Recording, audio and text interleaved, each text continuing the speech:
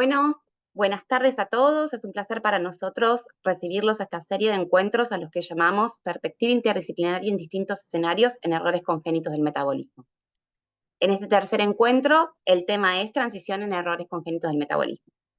Antes de comenzar, queremos agradecer al doctor Hernán Eiroa, presidente de la Asociación Argentina de Errores Congénitos del Metabolismo, quien ha colaborado y liderado esta serie de encuentros.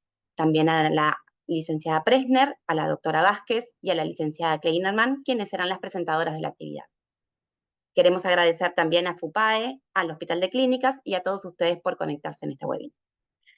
Les recordamos que van a contar con un botón de chat, ahí pueden realizar todas las preguntas y vamos a tener al final de las exposiciones de las oradoras una serie de preguntas choice. Las mismas son anónimas y es una forma de interactuar con todos ustedes, así que anímense a participar. Y también, bueno, comentarles que este webinar está siendo grabado. Bueno, vamos a dar inicio presentando a los oradores. El doctor Hernán Eiroa es médico especialista en pediatría y nutrición infantil, jefe del Servicio de Errores Congénitos del Metabolismo del Hospital Garrahan y presidente de la Asociación Argentina de Errores Congénitos del Metabolismo. La licenciada Natalia Presner es licenciada en nutrición de la UBA, doctora en disciplinas de ciencias de la salud de la UBA, integrante del consultorio de errores congénitos del metabolismo del adulto en la división de nutrición del Hospital de Clínicas José de San Martín y coordinadora del Grupo de Trabajo de Errores Congénitos del Metabolismo de la Sociedad Argentina de Nutrición. La doctora Natalia Vázquez es doctora en psicología, fundadora y directora de FUPAE, y Natalia Kleinerman es psicóloga especialista en puerperio, crianza y salud sexual, y cuenta con una especialización en estimulación temprana e intervención en la niñez con prácticas centradas en la familia. Así que con la presentación de estos 4 excelentes profesionales, le doy la palabra al doctor Eiroa. Muchas gracias, Daniela, por la presentación. Gracias a todos por estar conectados. Y como bien dijiste, es la tercera de la serie de 4 reuniones que vamos a tener, donde estamos tratando de enfocar los errores congénitos desde las miradas diferentes de cada uno de los especialistas que trabajamos con estas enfermedades. Hoy vamos a hablar de transición, algo que hace 15, 20 años atrás parecía algo impensado, era algo teórico básicamente, ocurría en algunos casos nada más. Y nada, las mejoras de los tratamientos, el mejor conocimiento de las patologías, ha hecho que tanto la sobrevida como la calidad de vida de los pacientes haya mejorado y hoy pasa a ser uno de los problemas principales que tenemos en la práctica diaria, eh, el tema que crecen y se vienen adultos y nosotros somos pediatras y eso es un problemón, porque no sabemos mucho de cosas de adultos. Y más todavía este periodo que es una intersección entre la atención pediátrica y la adultez. Así que nada, es un tema muy en boga, por eso lo trajimos para discutirlo acá. Y nada, yo celebro la participación de todos los expositores, donde cada uno va a mostrar una perspectiva diferente. Primero Natacha nos va a contar desde su experiencia profesional, pero también desde su doble rol como de experiencia personal de vivido de la transferencia, eh, de la manera que la ha vivido, y creo que eso nos puede aportar un poco extra desde ese lado. Después Natalia nos va a contar casos clínicos reales de algunos de estos pacientes que yo les cuento que nosotros maltratamos desde la pediatría y después ella tiene que poner en carril. Eh, y finalmente segunda Natalia, eh, va a cerrar con algunas conclusiones respecto de todo este proceso de transición que es bastante complejo, por cierto. Así que bueno, sin dilatar más, solo mencionar que la Asociación Argentina de Errores Congénitos del Metabolismo apoya todo lo que tenga que ver con difusión y conocimiento de errores congénitos y por eso estamos avalando esta serie de charlas. Y cualquier inquietud que puedan tener, algunos de los que están escuchando, que no pueda canalizarse a través de este simposio, están abiertos a consultarnos desde la asociación. Así que bueno, muchas gracias. Natacha, te cedo la palabra para que comience la exposición. Muchas gracias, Hernán. Bueno, gracias a todos por participar. Buenas tardes. Yo soy paciente fenilcetonúrica, diagnosticada al nacer, tengo un diagnóstico temprano, es una enfermedad metabólica, congénita y crónica, por lo cual nosotros nacemos con esta enfermedad. Yo cuando nací en Rosario y me derivaron a Buenos Aires. Es ahí donde yo empecé mi tratamiento. A larga distancia, yo era del interior, entonces viajábamos con mi mamá y ahí yo tenía el acceso al tratamiento de la fenilcetonuria. Por 12 años yo tuve un acceso completo, tuve un buen seguimiento, tenía mis propias médicas, tenía mi equipo y a los 12 años no pude acceder más a ese tratamiento porque solamente se podían atender a pacientes de Buenos Aires, por lo cual mi mamá fue la que se hizo cargo del tratamiento, más o menos con dosajes de sangre, intuyendo y estudiando también un poco sobre la fenilcetonuria de forma autodidacta. Y fue en... Pasá por favor la diapositiva. Ahí. Bueno, y me pidieron hablar sobre la transición.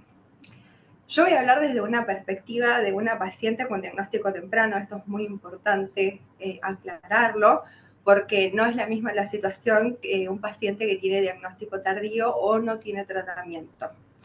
Entonces, yo creo que la transición es sobre todo en la adolescencia, cuando uno empieza a adquirir más responsabilidades, más autonomía, donde uno empieza a estar más solo y tiene que empezar a hacerse cargo un poco, no tan solo de su higiene, de los estudios, de las tareas, sino también un poco de su salud, como fenilcetonúrico en mi caso, pero con la gran diferencia de que nosotros crecemos con esto.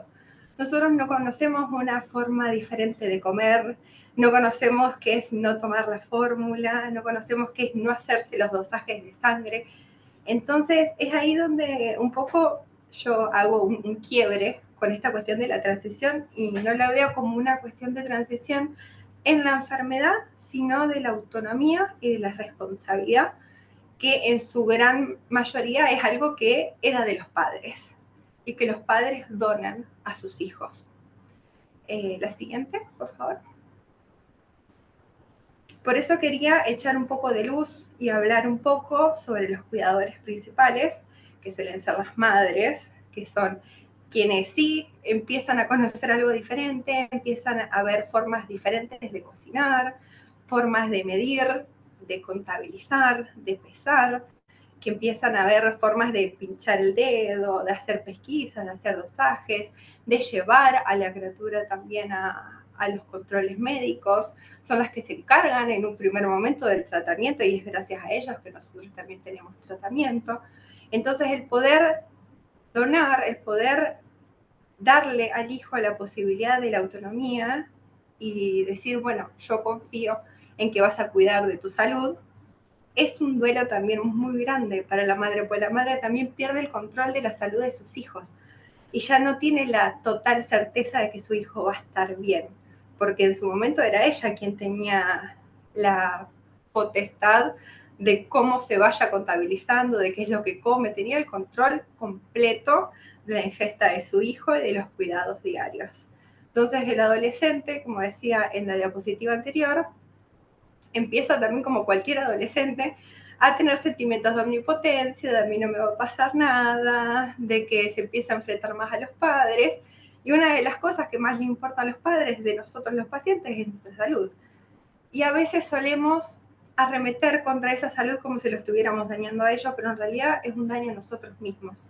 Y yo creo que esa es la parte quizás de la transición en el paciente.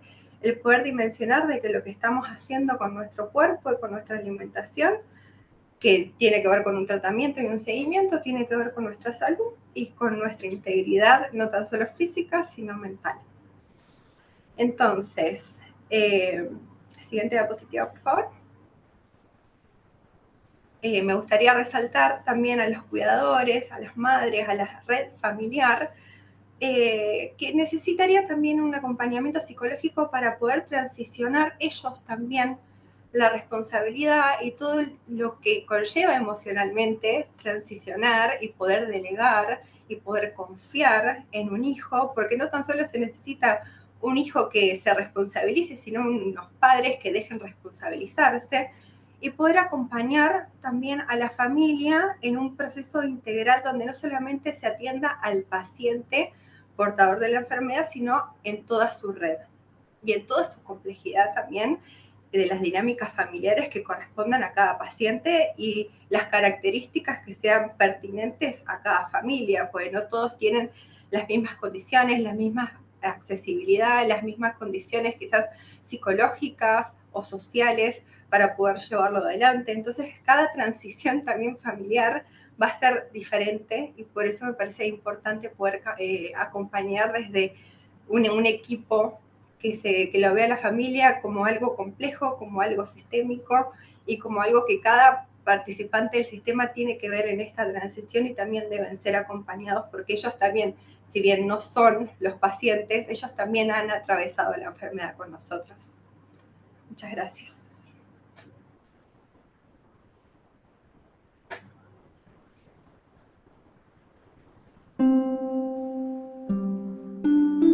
Cuando vas a tener un bebé es como planear unas vacaciones.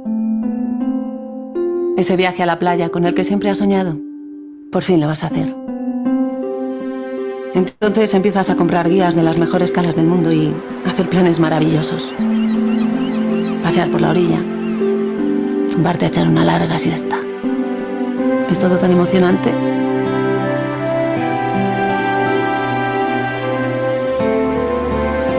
Finalmente llega el gran día. Preparas tus maletas y allá que vas. Varias horas después, la carretera se corta y comienza un sendero lleno de pinos que se adentra en un bosque. Bienvenidos a la montaña. A la montaña. Pero si yo iba al mar.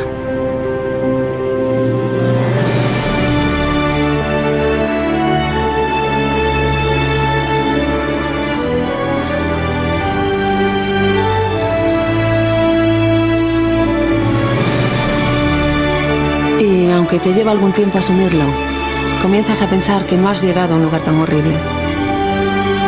Simplemente es diferente.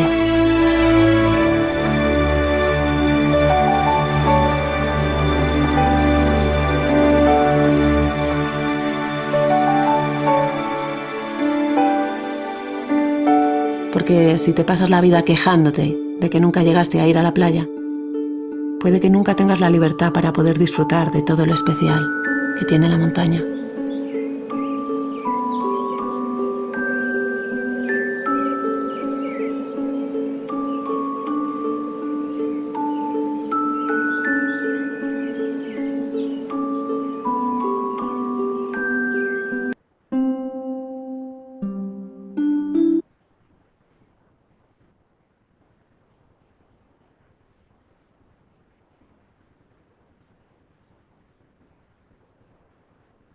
Y ahora Bueno, continúa. sí, Nati, te damos la palabra a vos. sí, sí, bueno, después porque es emocionante el video, vamos a bajar a la cruda realidad en la que, bueno, a mí me toca contarles un poquito lo que es, o lo que fue, lo que es, lo que está haciendo, la experiencia que estoy transitando en este proceso de transición, recibiendo pacientes desde un hospital pediátrico hacia el lugar donde trabajo yo, en conjunto con el doctor Rivera, que es un hospital de adultos. Sí, la siguiente.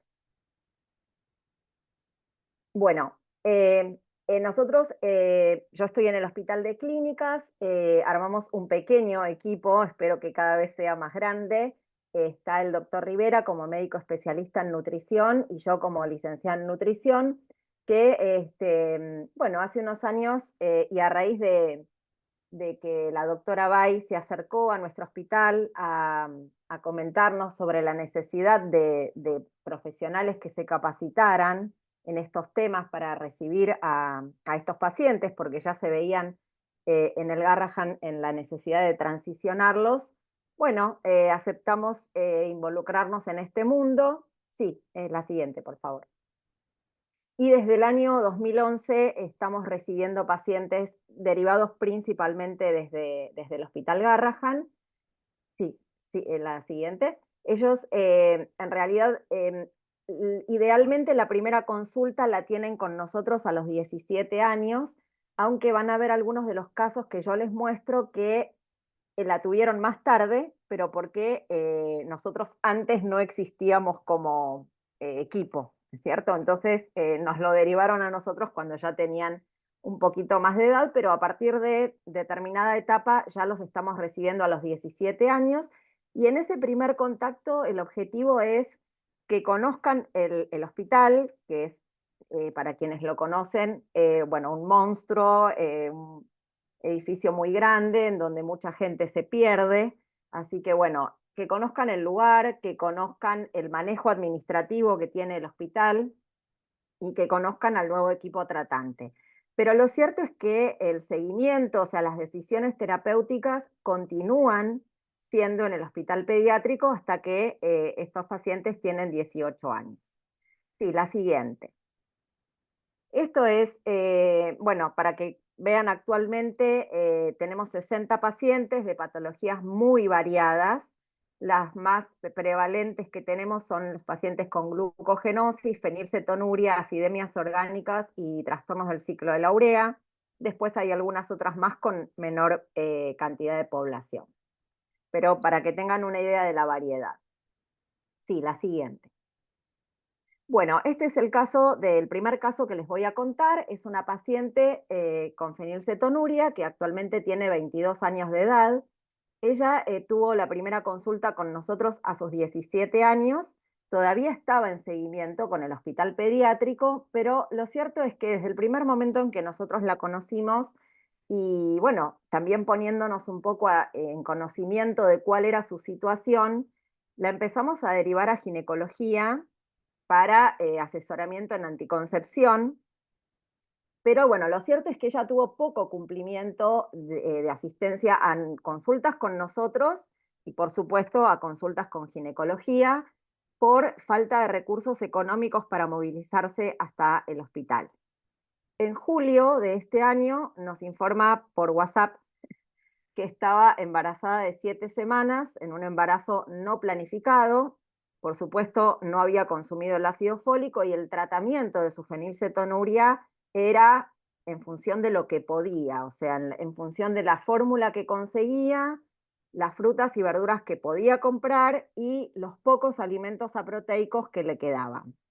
Entonces, la siguiente, los problemas que se nos suscitaron con ella es el control de laboratorio específico de su fenilcetonuria y específico también por su embarazo, todo el seguimiento que se necesitaba con otras especialidades, la cobertura de las fórmulas y de los alimentos aproteicos, ya que ella no tiene obra social y no tiene trabajo formal, y además el embarazo que no ocurre en circunstancias ideales. Sí, la siguiente. Entonces, como ejemplo de este caso, yo les quiero contar varios de los obstáculos que a nosotros se nos fueron presentando y se nos siguen presentando día a día en la transición. Uno de ellos es la infraestructura, o sea, nosotros nos capacitamos como profesionales para abordar a estas patologías, pero bueno, el hospital no nos acompañó en esa preparación. Entonces, el laboratorio que tenemos en el hospital no hace medición ni de fenilalanina ni de ninguno de los otros parámetros propios de las enfermedades metabólicas. Así que, bueno, spoileé un poquito la solución, pero nosotros en el caso de los pacientes que nos vienen derivados desde el Garrahan, contamos con el apoyo del Garrahan de que los análisis de laboratorio se los sigan haciendo allá.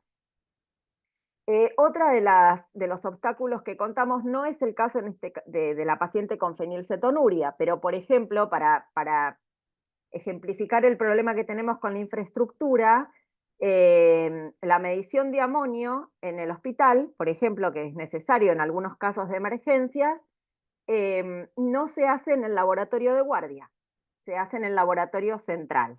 Entonces, si un paciente con ciclo de la urea viene descompensado a las 4 de la mañana, hay que esperar que abra el laboratorio a las 8, el laboratorio central, para ver qué amonio tiene. ¿Sí? Bueno, y después, en este caso particular con esta paciente, el hecho de que, bueno, por supuesto, la glucemia, otros parámetros que necesitábamos medir en su embarazo, los podía hacer en el hospital, pero requería hacerse 2 extracciones, una de laboratorio general y una específica de su fenilcetonuria en 2 lugares diferentes. Sí, la siguiente. Otro ejemplo de los obstáculos que tenemos en cuanto a la infraestructura es que en nuestro hospital las especialidades están muy repartidas por todo el hospital. Sí, la siguiente, por favor. Y no tenemos un consultorio interdisciplinario unificado. O sea, nosotros no tenemos, por decir algo, los miércoles atendemos la nutricionista, el clínico, el neurólogo, el obstetra, o sea, o en un mismo espacio y nos vamos comunicando y vamos interactuando a propósito de estos pacientes. Entonces no nos queda otra que manejarnos con derivaciones e interconsultas que en el contexto de un hospital tan grande muchas veces los pacientes se pierden, o sea, el eje seguimos siendo nosotros, nuestro consultorio, pero bueno, esto de que los pacientes tengan que ir, sacar turno, volver, por ahí no consiguen el turno con otra especialidad para el mismo día que los atendemos nosotros, y si pensamos en esta paciente que tiene dificultades para viajar porque no tiene dinero, es todo un problema. Sí, la siguiente. Y otro de los obstáculos que también les comenté con el caso de esta paciente es que, bueno, el ámbito público en el cual por lo menos atendemos nosotros, obviamente la cobertura de todo lo que tiene que ver con las fórmulas, los alimentos especiales, fármacos, etcétera, es un problema. Muchos pacientes adultos al alcanzar determinada edad quedan desvinculados ya de la obra social de los padres y están en un periodo en el que si no consiguen un trabajo formal, están desprovistos totalmente de cobertura social y entonces les resulta muy difícil conseguir estos productos. Y también en muchos otros casos, aquel certificado de discapacidad que hasta hace unos años tenían, se les empieza a vencer y ahora no es tan fácil la renovación, entonces tampoco están protegidos bajo el paraguas, digamos, de la discapacidad, con lo cual se les dificulta aún más la adquisición o el llegar a estos productos. Si querés desplegar toda la diapositiva, porque la idea es acá, de los 4 problemas que yo les comenté que había con esta paciente, comentarles cuáles fueron las soluciones. Bueno, con respecto al problema de que no teníamos un laboratorio específico, ya les comenté la solución que conseguimos, que es, bueno, que en este caso hablamos con la gente del Garrahan para ver qué posibilidad había que esta paciente hiciera su control de fenilalanina allí. Se acordó hacer un control de fenilalanina mensual y que el resto de los análisis se los hicieran en clínicas, pero como ya les comento, ella no tiene recursos para viajar, entonces los análisis no de fenilcetonuria, digamos, sino de glucemia y los otros que se necesitan en el embarazo, los va a hacer en un centro cercano a su domicilio. Con respecto al seguimiento con otras especialidades, lo cierto es que yo me la paso dando vueltas por el hospital acompañando a los pacientes y llevándolos yo hasta la puerta del consultorio al cual queremos que vayan. Y si tenemos la posibilidad, nos anticipamos, hablamos previamente con el médico receptor, supongamos, no sé, un hepatólogo, un obstetra, un genetista, no sé, depende de la especialidad, para avisar que estos pacientes van a ser derivados hacia allí.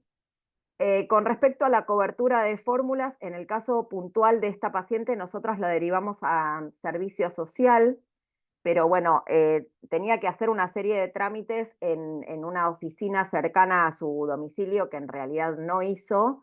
Y bueno, la verdad es que nos estuvimos basando en donaciones de fórmula y sugerencias de elaboraciones con almidón para que pudiera cumplir el plan alimentario. Y con respecto al embarazo, que no ocurre en soluciones ideales, en circunstancias ideales, la solución, como verán, puse signitos de pregunta. No sé si está Nati para pasar la siguiente.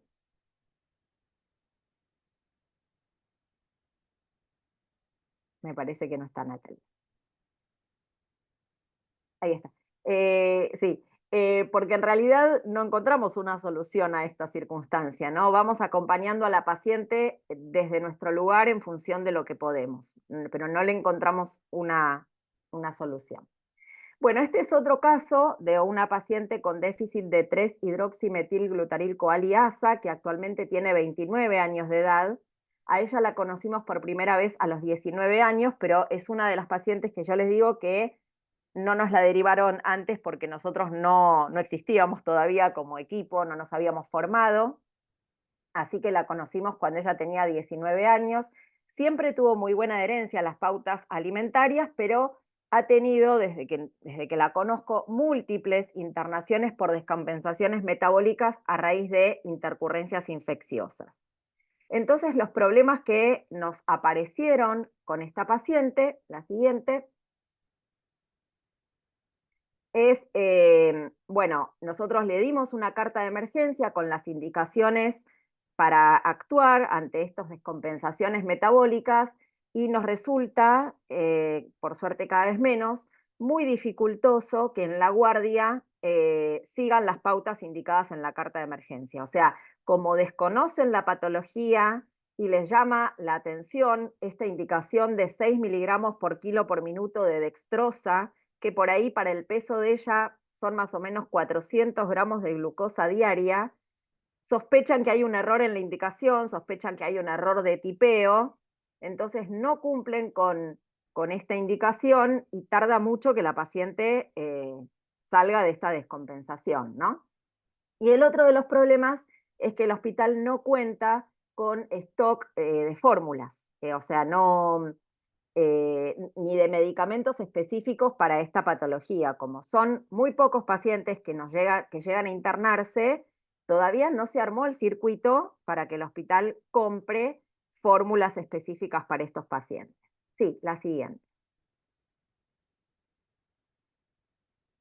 Entonces, bueno, acá, vinculado con este caso, otro de los obstáculos que tenemos es la falta de capacitación profesional, o sea, no es el caso de la fenilcetonuria, pero gran parte de las patologías que tenemos tienen descompensaciones metabólicas con riesgo de muerte, y por supuesto que se necesita profesionales que conozcan la patología, o al menos, si no la conocen, que respeten la carta de emergencia y que establezcan contacto con el equipo de errores congénitos.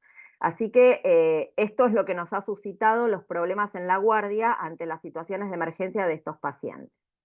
Y la verdad es que cada vez tenemos más demanda de atención y por eso la necesidad de que haya profesionales capacitados para el abordaje de estas patologías es una gran necesidad. Sí, la siguiente. El otro de los problemas que yo les comentaba es el hecho de que el hospital no cuenta con stock de fórmulas, lo cual es, digamos, una gran dificultad. El servicio de alimentación es independiente al servicio de nutrición donde estoy yo, no está regido por la misma jefatura, y todo lo que tiene que ver con la compra de productos sigue un circuito que es ajeno a nuestra responsabilidad y a nuestra voluntad. Entonces, la verdad es que nosotros nos vemos obligados a pedirle al paciente cada vez que viene a internarse descompensado que traiga su fórmula y sus medicamentos porque en el hospital no se les puede dar. Sí, la siguiente. Si acá querés desplegar, acá entonces al problema de la dificultad en la guardia, la solución que nosotros encontramos es ir cuando sabemos que el paciente va a venir, porque nos avisa que están descompensados, ir a la guardia, advertir de la llegada del paciente, reforzar la indicación del cumplimiento de la carta de emergencia y dejar nuestros contactos. Por suerte, cada vez esto ocurre con menos frecuencia porque ya nos van conociendo y bueno, ya nos ven llegar a la guardia y ya saben que algún paciente está por llegar. Y con respecto a esto de que el hospital no cuenta con fórmulas, les comenté el resultado o la solución, que es advertirle al paciente de que además de la carta de emergencia, se venga con su stock de fórmula y alimentos. La siguiente. Y por último, el caso de esta paciente, que es una chica con acidemia propiónica de 30 años de edad, consultó con nosotros a sus 18 años, también en ese momento continuaba en el hospital pediátrico el seguimiento. Siempre tuvo, y lo he charlado con las nutris del Garrahan, dificultad en el cumplimiento de las pautas alimentarias. Siempre hubo en su alimentación muchos alimentos vacíos, digamos, de calorías vacías, poco saludables y salteo de cena. Y bueno, nosotros quisimos implementar con ella las nuevas guías de tratamiento de la acidemia propiónica, debido a que veíamos en su laboratorio déficit de leucina y de isoleucina. Entonces, quisimos ir reduciendo la fórmula e ir aumentando la ingesta de alimentos naturales. Eso fue la propuesta. Sí, la siguiente. El problema es que esa dificultad en el cumplimiento que ella traía ya desde la niñez, la mantiene de adulta. Sí, la siguiente.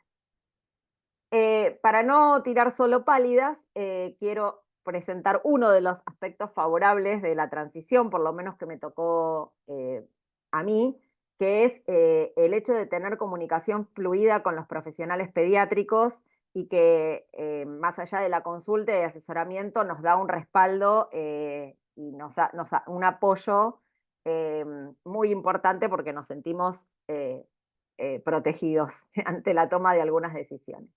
Sí, siguiente.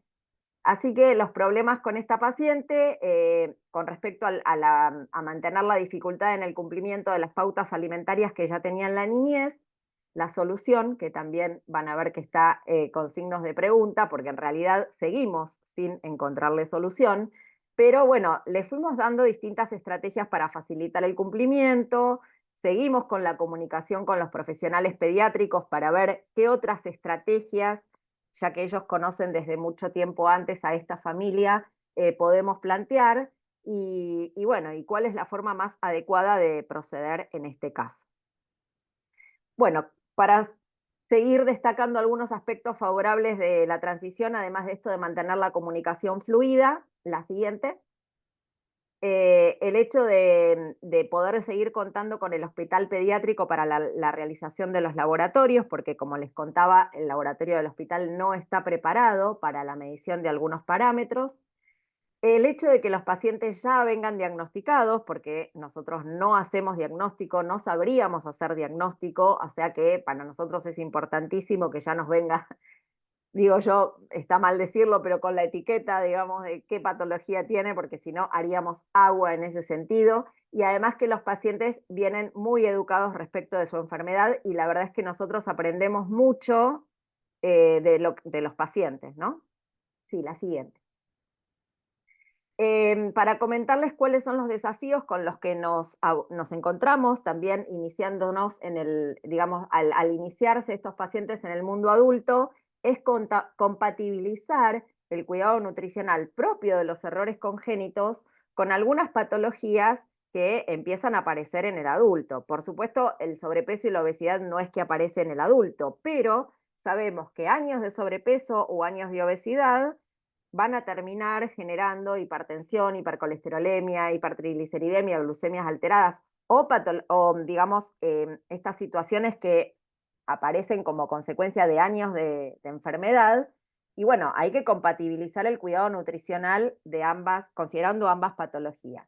Y además también constituye un desafío acompañar a los pacientes en el tratamiento ante las nuevas exigencias propias de la vida adulta. O sea, ya el paciente no viene con la mamá, viene solo y nos cuenta que va a estudiar y que por ahí no va a comer en la casa, o que tiene un trabajo con determinados horarios que le complica el tema de la ingesta, o la posibilidad de embarazo, como les contaba en la primera paciente.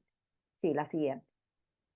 Así que las conclusiones para compartir con ustedes es que es prioritario involucrar y capacitar cada vez a más profesionales de distintas especialidades para que se incorporen y se involucren a este mundo de los errores congénitos, y formar equipo, ¿sí? O por lo menos, si no se puede trabajar en el mismo momento, en el mismo lugar, armar una red de comunicación. Bueno, contar con la infraestructura adecuada es también fundamental. Por ahí no es algo que podamos hacer individualmente nosotros, pero a nosotros, digamos, en el hospital ustedes vieron todas las dificultades que tenemos por una traba de infraestructura. Sí, la siguiente.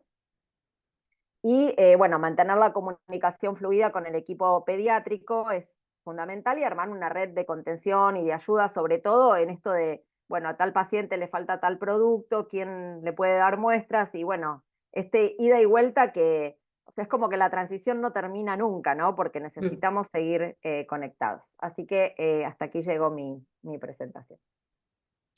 Bueno, y un poco como venían iniciando, ¿no? En la presentación, Natacha nos habló un poco de quién hace la transición, ¿no? Quién vive esta experiencia en primera persona de quién tiene que transicionar y qué particularidades hay en esa transición, que fue como súper bonito y emotivo. Y Natalia nos habló un poco de, bueno, qué es transicionar y cómo se hace, ¿no? Esta experiencia clínica de las dificultades incluso que aparecen, y cómo ellos con tanta experiencia, con tantos pacientes, yo te veía, Nati, con la cantidad de pacientes, con mucho de lo que han aprendido desde el ejercicio clínico, y con las particularidades, ¿no? de esta situación. Y yo voy a hablar un poco para cerrar el encuentro de hoy, lo que hace al por qué, ¿no? ¿Por qué pensar en la necesidad de un abordaje interdisciplinario para lo que hace a la transición? Y por un lado, uno de los conceptos que nos gustaría traerles tiene que ver con lo que es la alfabetización. Como ustedes bien saben, la alfabetización en salud es lo que nos permite de alguna manera como tomar buenas decisiones en salud. Vamos a hablar de alfabetización en principio en general. Ahora, si yo les preguntara, ¿qué responde un paciente cuando el profesional de la salud le dice, ¿usted entendió lo que acabamos de hablar? Al final de la consulta, ¿qué piensan ustedes que va a decir ese paciente? Hablamos todo, terminamos la consulta, el paciente se llevó una lista de cosas para hacer, yo le pregunto, ¿entendió? ¿Qué creen que va a decir? Que sí. Ahí asienten con la cabeza, que sí. Bueno, posiblemente diga que sí. Ahora, el tema es que no siempre entiende. Y por eso es que vamos a hablar un poquitito de por qué se puede trabajar, digamos, desde la interdisciplina y por qué nos podemos complementar. Ustedes saben que la alfabetización tiene que ver específicamente con conocimientos, habilidades y experiencias. Es decir, en la medida en que yo estoy mejor alfabetizado, puedo tomar mejores decisiones sobre mi propia salud, sobre cómo cuidarme a mí mismo. Y también dentro de esto entra mucho también lo que hace la alfabetización genética, ¿no? También el entender el porqué, el entender la biología nos ayuda a tomar mejores decisiones de salud. Pero obviamente que hay que ver cómo cada uno de estos pacientes, incluso si hablamos dentro de los errores congénitos del metabolismo, dos pacientes con un mismo diagnóstico, sabemos que no es la misma situación, cada familia lo atraviesa de una forma distinta, según las experiencias, según las habilidades, los conocimientos. Ahora, sin lugar a dudas, lo que tratamos de hacer es promover la toma de decisiones que sea informada, ¿no? Toda familia tiene derecho, todo adolescente tiene derecho a tomar las mejores decisiones respecto de su salud, pero para eso requiere de información que sea fácilmente comprensible. Y esto nos lleva, digamos, a proponer una modificación muy simple, que es, en vez de preguntarle si entendió al final de la consulta, lo que les proponemos es que usted les digan a sus pacientes si al salir de acá tienen que hablar con alguien de la familia, con un amigo, con tu pareja. ¿Qué le dirías? Tomanos solo 5 minutos para que el paciente pueda repetir qué es lo que entendió, qué es lo que se lleva de la consulta. Con esa pequeña pausa, porque sin lugar a dudas aparece mucho esto del modelo médico hegemónico y en donde el paciente queda como bastante obstaculizado, ¿no? En qué es lo que yo entiendo, cuánto poder yo tengo de participar en este proceso. ¿En este proceso de qué? Bueno, de toma de decisiones compartidas. Es sumamente importante y necesario entender al paciente empoderado como un paciente que es activo, que forma parte del mismo equipo y que colabora en el proceso de adherir a su tratamiento. ¿Para qué? Para tener la mejor calidad de vida posible. Entonces es muy importante entender este proceso colaborativo entre paciente y cuidador, porque muy bien dijo Natacha que a veces se hace difícil para los padres, especialmente las madres, estamos en eso completamente de acuerdo, las madres suelen ser las cuidadoras principales, que suelten el control. La sobreprotección es algo que se da, que está súper estudiado, que aparece. ¿Por qué? Por el cuidado de la salud. Ahora, sin lugar a dudas hay que entender que tanto profesionales de la salud como cuidadores, como pacientes, tenemos que trabajar en equipo para una mejor adherencia al tratamiento y en este sentido consentir juntos cuáles van a ser los pasos a seguir, ¿no? Para tener una mejor calidad de vida. En este sentido, el empoderamiento se piensa como un paciente activo, como un paciente que cuida de su salud, Y obviamente es esto de la aceptación voluntaria, ¿no? De cumplir. Y esto para todos en general, para cualquier condición y para todos en el día a día. Creo que la importancia de poder cumplir con las indicaciones o las pautas médicas es algo que no se da automáticamente, que ningún profesional de la salud puede a esta altura entender que simplemente porque lleva un listado de indicaciones el paciente automáticamente lo va a cumplir. No, hay un proceso y hay muchas variables psicológicas que están implicadas dentro de ese proceso. Ahora, el empoderamiento como tal, no lo tenemos que, y sobre todo lo que es transición, no lo tenemos que entender como un resultado. No es que un adolescente está o no está empoderado con su diagnóstico o con su tratamiento. Es algo que hay que trabajar. Y como tal, y en la experiencia, digamos, de acompañar a distintas familias con muchos de estos diagnósticos, creo que cuanto más tempranamente se inicie, mejor. Digo, cuanto más tempranamente se comunique ese diagnóstico dentro del seno familiar al paciente y se le dé algunas pautas de participación activa en su tratamiento, bueno, más empoderado va a estar. Desde pequeñas cosas, ¿no? De nuevo, todo lo que hace la psicoeducación de su propio diagnóstico y de su tratamiento, porque si no es como algo que se piensa automáticamente, bueno, ya cumplió la mayoría de edad, ya tiene 18 años, bueno, ahora le toca hacerse cargo. No, eso no va a funcionar. Citar el consenso que hemos redactado sobre el consenso argentino sobre la transición de cuidados pediátricos a los cuidados de adultos y la importancia de entender este proceso como un proceso intencional, multidisciplinario, que es dinámico, que es planificado, que sin lugar a dudas tiene un montón de obstáculos todavía, pero que implica que empecemos a pensar en lo desafiante que es, la importancia de este abordaje interdisciplinario y que nadie queda fuera, porque este proceso como tal de transición, desde que se inició con la comunicación del diagnóstico hasta ir logrando en las distintas etapas, con todos los desafíos que implica la adolescencia, el logro de una buena adherencia al tratamiento, es sin lugar a dudas desde un abordaje interdisciplinario y desde una construcción en donde todos se piensen como parte del mismo equipo. Creo que esto es sumamente importante y celebro que cada vez se puedan ver más estas conversaciones porque nos hace a todos ser conscientes también, ¿no? De qué podemos aportar y a los propios pacientes también empoderados, ¿no? Que puedan identificar ellos sus propias necesidades. Algo que también me gustaría plantear, ¿no? Pensar en la autonomía de los pacientes, pensar en que puedan tener un proyecto de vida productivo, es trabajar en su calidad de vida, ¿no? Escuchar, que al ser la voz, la propia voz, ¿no? El paciente, desde lo que nos pueda contar y nos pueda compartir. Por acá terminamos la presentación, así que Dani, te voy a dar de vuelta la palabra para poder dar espacio a las preguntas y la participación del público.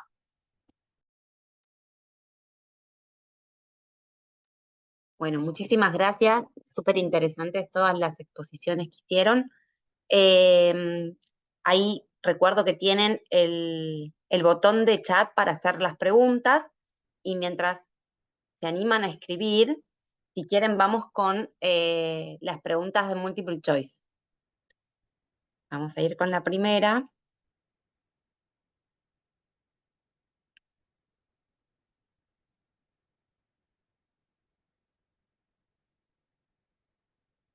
No sé si ahí la leen.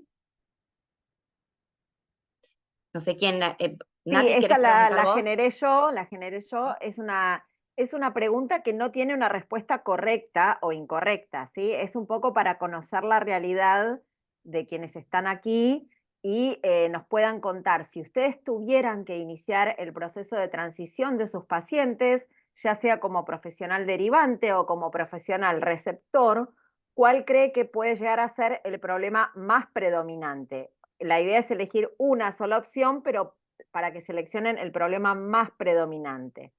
Si creen que lo es la infraestructura para el seguimiento de pacientes y para internación, si creen que lo más predominante sería el problema de cobertura de productos, fórmulas, medicamentos, la falta de capacitación profesional o la dificultad para armar un equipo interdisciplinario. Como algunos ejemplos, ¿no? Pero tal vez después, si se puede abrir el debate, pueden plantear alguna otra opción que no está acá entre estas cuatro. Vamos a dar unos minutitos para que contesten todos.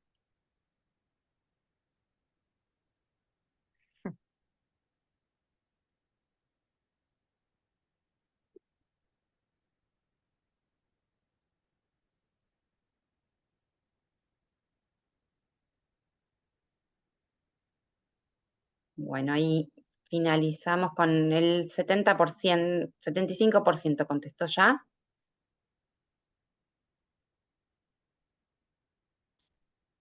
Ahí tenemos los resultados. Un Hay que tomar 20%, un 20% la infraestructura, un 16% la cobertura de productos, un 60% la falta de capacitación profesional y un 28% la dificultad para armar equipos interdisciplinarios. Así que Bien, bueno, como verán, la falta de formación es algo que compartimos en común todos quienes estamos en este mundo. exacto. No sé si alguno quiere aportar algo vía chat, alguna Sí, sugerencia o algo que les ha pasado. Acá hay. me parece interesante de que la respuesta también fue, si bien hay una respuesta predominante, también es variada, con lo cual hay múltiples ¿Mm? factores que actúan y dependiendo del lugar y quién opine y de cómo sea su trabajo, impactan diferente. Así que va un poco en consonancia a todo lo que se contó en las charlas, que hay múltiples barreras que todavía obstaculizan esto, ¿no? No hay una sola. Y la que yo agregaría acá es la falta de políticas públicas que tienen que traccionar para que esto suceda, porque fíjense que acá estamos todos trabajando con prácticamente esfuerzos individuales, bien como Sí, a mostró pulmón. Natalia, yo la llamo, ella ve el paciente, pero no hay mucho compromiso de las instituciones en sí a que esto progrese y bueno, eso es, en un punto es necesario. Sí. Acá hay. Perdón, yo agregaría, Hernán, que siempre me preocupó que los pacientes no tengan diagnóstico y deambulen sin diagnóstico. Y ahora, con diagnóstico, aparece una preocupación nueva, ¿no? Que ni siquiera está el profesional para poder seguirlos después. Es realmente muy grave esto que pasa y además con la necesidad que se requiere de un equipo interdisciplinario, lo que cuenta Natalia, que no hay un gineco o un endocrinólogo o un obstetra que pueda seguir a la paciente embarazada con fenilcetonuria, realmente es muy serio, ¿no? Porque aparte con el advenimiento de la pesquisa y con chicos cada vez más diagnosticados en estas patologías, cuando crecen, ¿qué les espera? Es realmente preocupante, ¿no? Claro, o sea, ellos las reciben en obstetricia, pero no hay equipo, ¿sí? La paciente va No, con el papelito y viene con el papelito, y la paciente termina haciendo el teléfono, digamos, que lleva y trae mensajes, pero no hay un equipo. Y además en obstetricia lo atiende siempre un profesional distinto, porque atienden los exacto. residentes. Entonces yo hablo con uno y después cuando quiero hablar con el otro no sabe lo que hablé con el anterior. Eso es todo un tema. No, y lo que vos contás de la guardia, quizás el hospital de clínicas, yo creo que viene mal desde hace rato, ¿no? Pero yo lo viví en carne propia con una cosa tan simple como llevar a mamá, que la tengo en Dosuba, 95 años, y que esté 3 horas sin que aparezca un radiólogo para hacerle una placa de tórax. Me imagino esta situación, que vos le digas, tiene esta patología y cómo tratarlo, ¿no? Es realmente preocupante. Sí, acá, bueno, mucho de lo mismo, ¿no? Lo de las políticas públicas que no se comprometen, eh, que es un problema que requiere solución y es muy complicado lograrlo. Laboratorio en todos lados es así.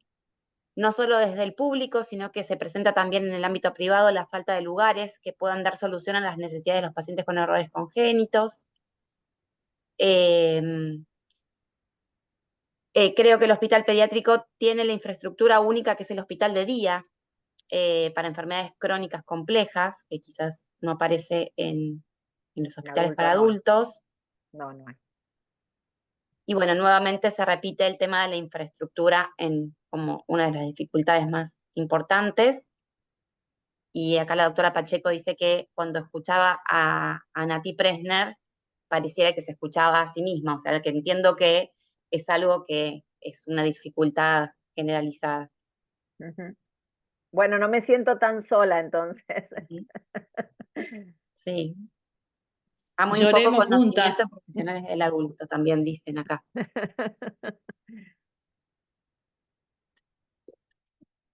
Bueno, vamos con la segunda pregunta? ¿Ahí la ven? Sí, se ve. Acá un poco retomando lo que hablábamos, ¿no? ¿Qué les parece? ¿Por qué es importante que un paciente, que una familia, digamos, esté alfabetizada? Eh, digamos, desde lo que tiene que ver con los conocimientos específicos, ¿no? De la condición. Ahí ya van contestando.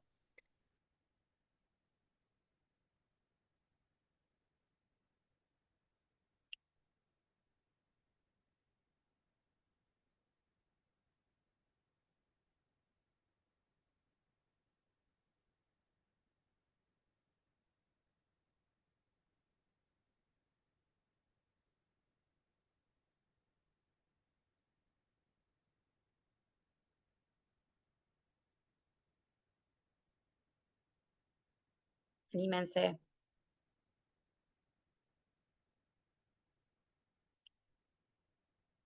Bueno, ahí con el 54% que votó, Ahí tenemos las respuestas. ahí Sí, les está. contamos un poco, digamos, la intención, no sé si la segunda opción se leía por completo, pero lo que decía la segunda era que facilita la adherencia a los tratamientos sin necesidad de explicarle al paciente.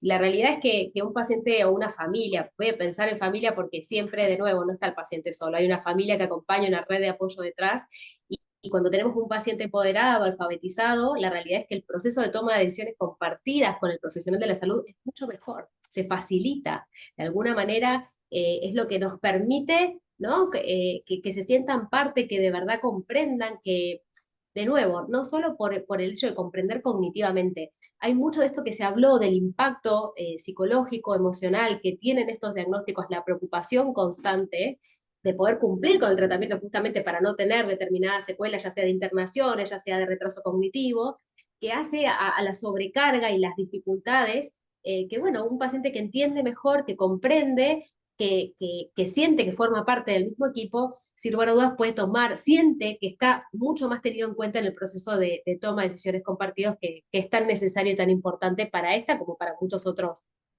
condiciones que requieren una alta adherencia al tratamiento. Bien. Y vamos con la última pregunta.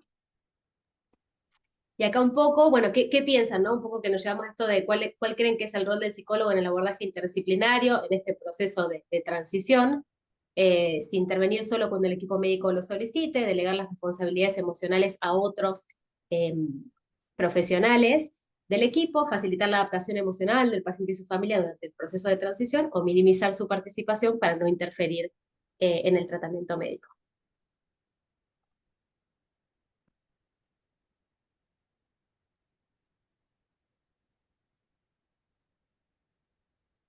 Bueno, están todos súper alineados. Unánime. Bien, y sí, justamente esto es un poco lo que buscamos, ¿no? De nuevo, siempre requiere desde la psicología un abordaje que es muy específico, que tiene que ver con la psicología de la salud, que tiene que ver con la psicoeducación. Nosotros desde FUPAE publicamos un artículo sobre el rol del psicólogo en el abordaje de las enfermedades poco frecuentes, que está disponible, buscan mi nombre en ResearchGate o en LinkedIn y lo encuentran fácilmente, de esto, que es un enfoque como muy breve, que está orientado a la comprensión de la condición y del manejo, ¿no? De los síntomas y del tratamiento. Sin lugar a dudas, para facilitar, para que este impacto emocional no se convierta en un obstáculo, que es lo que muchas veces pasa, y que también no solo sobrecarga al paciente y a la familia, sobrecarga al equipo profesional. Saben que estamos haciendo un estudio sobre desgaste por empatía en profesionales de la salud, tienden pacientes con enfermedades raras, y es bastante alto el nivel de desgaste. Y no importa tanto a veces la cantidad de horas que trabajan, sino sobre todo los profesionales más jóvenes. Por eso la importancia que hoy se mencionaba de la falta de capacitación, porque de alguna manera creo que a los profesionales más jóvenes que recién inician los tenemos que cuidar un montón, porque estamos viendo desgastes por empatía muy alto, que es este burnout profesional, pero específico en profesional de la salud. Así que creo que hay como una banderita roja para que también nosotros como profesionales de la salud practicar el autocuidado.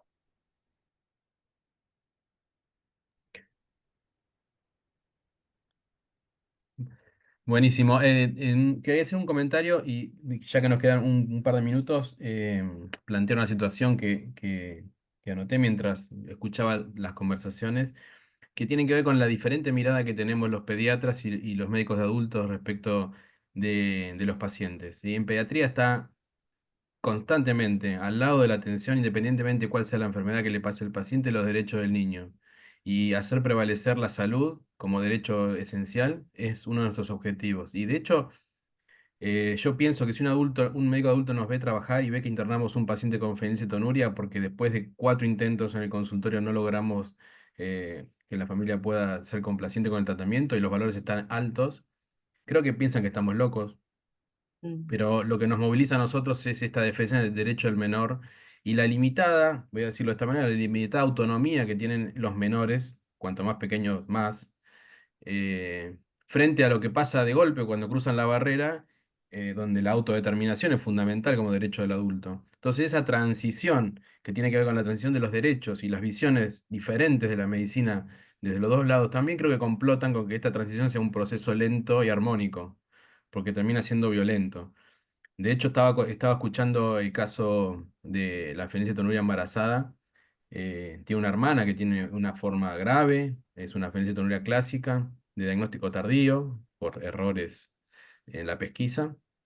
Con lo cual, el hecho de ver de manera directa cuál es el impacto de la enfermedad en una persona, en esa familia, está muy concreto. Y sin embargo, a pesar de eso, y a pesar de saber que la fenilalanina es teratogénica y que el bebé en gestación probablemente tenga alguna malformación secundaria o valores elevados, eso no impacta por distintas razones, no estamos discutiendo por qué pasa, pero termina siendo que la compliance tampoco es buena. Entonces, y eso termino con este comentario de la alfabetización, es trascendente. El problema es que a veces no tenemos, hablamos de idiomas diferentes, hay una barrera cultural que nos impide transferir de manera adecuada la información y te digo ejemplos concretos como estos donde más que explicarlo es ver la realidad del otro lado, creo que más gráfico que eso no hay, y sin embargo a pesar de eso no logramos poder transmitir nuestra preocupación. Nada, estos comentarios y me gustaría, Natalia, vos que cierres un poquito esta idea. Sí, estoy totalmente de acuerdo. Y particularmente en el caso de esta paciente embarazada, yo tuve que hacer todo un proceso mental propio de, ay, ¿cómo no entendés? Porque es verdad, porque, o sea, y es como que estoy más preocupada yo por el resultado de su embarazo que ella. Eh, Eso es lo que, pero es todo un proceso propio de, bueno, ya sos adulta, te tenés que hacer cargo, yo estoy haciendo lo mejor que puedo por vos, pero vos también tenés que tomar las riendas de la decisión que tomaste, que es, bueno, no sé, no fue planificado, pero digo, de hacerse responsable de la situación en la que está. Y eso a mí, hablando del burnout, a mí me quema la cabeza, porque yo estoy todo el día pensando cómo ayudarle a esta chica, y ay, no, no pude ir y no sé, no tengo más fórmula, y me quiero morir. Y bueno, pero creo que ahí está también la diferencia de ustedes, ¿no? O sea, ustedes están muy encima del paciente y a mí también me gustaría estarlo, pero también entiendo que del otro lado hay una persona adulta y que ya se tiene que hacer responsable de su tratamiento. Exactamente.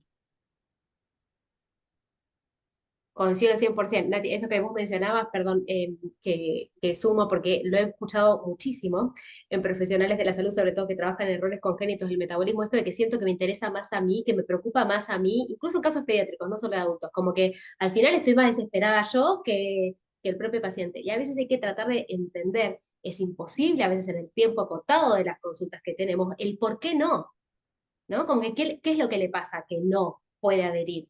Porque más allá de que uno pretenda, ¿no?, esta responsabilidad, ya sea de un adulto o del padre como adulto, que dice, bueno, este es el mejor camino para que los síntomas estén bien, para tener la mejor calidad de vida, a veces hay un montón de por qué no.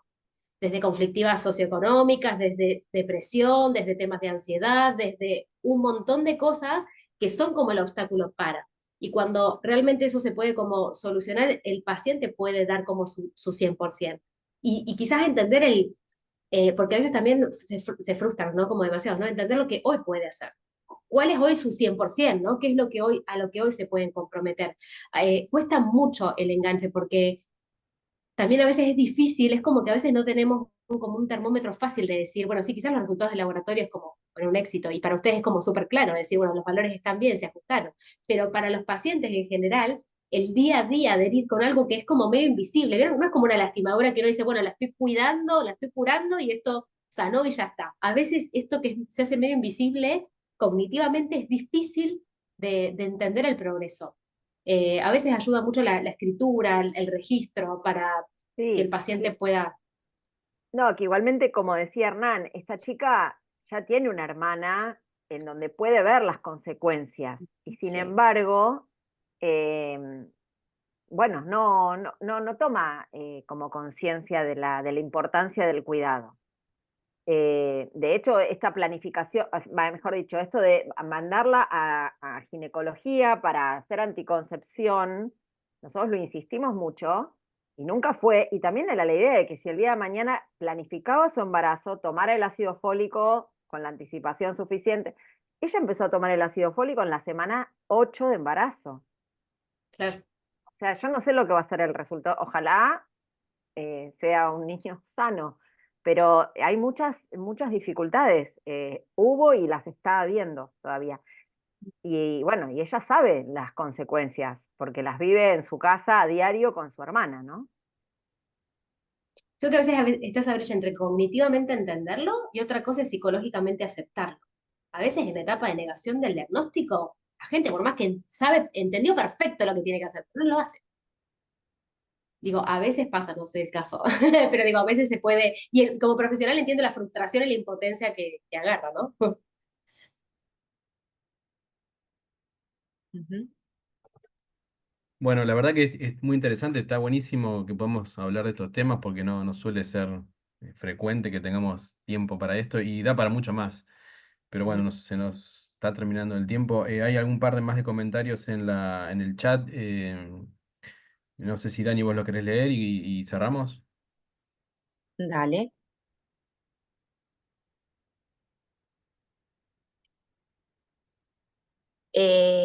Acá dicen que así como hay hospital de día para embarazadas diabéticas, deberían formular eso.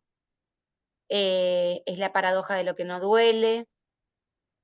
Hay que explicar lo malo que puede ser para el bebé de forma clara. Entiendo, a veces es difícil la comunicación. Excelente explicación. Los pediatras nos sentimos con más responsabilidad sobre los pacientes, ya que el adulto puede tomar decisiones en forma voluntaria. Es un poco, Quiero agregar una cosita, que así sí. como Hernán dijo que nosotros como profesionales de adultos los miraríamos como locos si ellos quieren internar una fenilcetonuria, en el hospital no me darían ni bolillas si yo digo, por favor, quiero internar a esta paciente embarazada que tiene fenilcetonuria y está con mal control. Me dicen, ¿qué? Ni loca Claro. me dan lugar para eso, ni loca, ni loca. O sea que volvemos al tema de la infraestructura y del conocimiento de este tipo de patologías, etcétera. O sea, Sí, Ujú. a mí la verdad que estaría buenísimo seguir hablando, pero es un último comentario. A mí lo que me preocupa de esa actitud, que es así, yo la entiendo, por ahí en este caso es discutible porque no está en riesgo la vida de la persona, sí, tal vez otras cosas, ¿no? Están en riesgo que se pueden modificar con la internación, pero digo, la autodeterminación del individuo también tiene un límite, porque si hay una persona que llega con una apendicitis aguda en la guardia, por más que sea adulta, lo internan y si no se quiere operar, llaman al juez para que los deje operarlo. Entonces, hay un límite en la medicina de adulto que yo no termino de visualizar claramente, es que dónde está ese límite, ¿no? Porque también existe el modelo médico hegemónico en su máxima expresión en casos como esto o en las transfusiones, que eso cada tanto sale en las noticias. Y entonces, ¿quién decide y cuáles son los criterios que se usan para decidir avanzar un poco más sobre la voluntad del paciente y cuándo se lo deja al paciente con su autodeterminación de saber que eso le va a generar un daño y no actuar demasiado? Esa es la parte que desde la mirada pediátrica es difícil entender. Bueno, no sé si alguno más quiere aportar algo. Bueno, con esta, la verdad que quería agradecer a los cuatro bueno, al doctor Iroa, a la doctora Vázquez, a la licenciada Presner, a la licenciada Kleinerman. La verdad que súper interesante todo lo que pudimos charlar hoy. Y bueno, pasar el chivo del próximo webinar, que es el último del año, que va a ser el 27 de noviembre, en el mismo horario. El tema va a ser Laboratorio en Errores Congénitos del Metabolismo, y lo va a coordinar nuevamente el doctor Eiroa, como presidente de la Asociación Argentina de Errores Congénitos, y van a ser los disertantes el bioquímico Alejandro Vilche del Hospital Garrahan, y las bioquímicas Ornella Francalosi y Agustina Astolfi del Hospital Italiano. Así que ya les va a llegar el flyer, la inscripción y todo lo que les llega siempre de nuestra parte.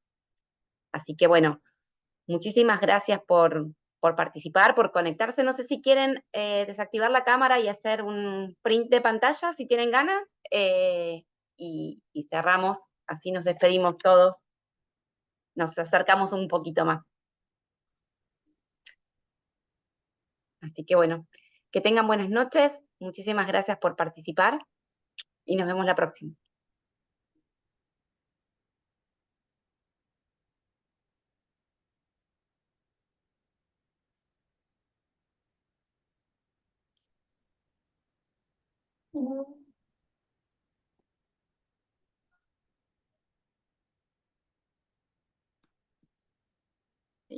No puedo pegar.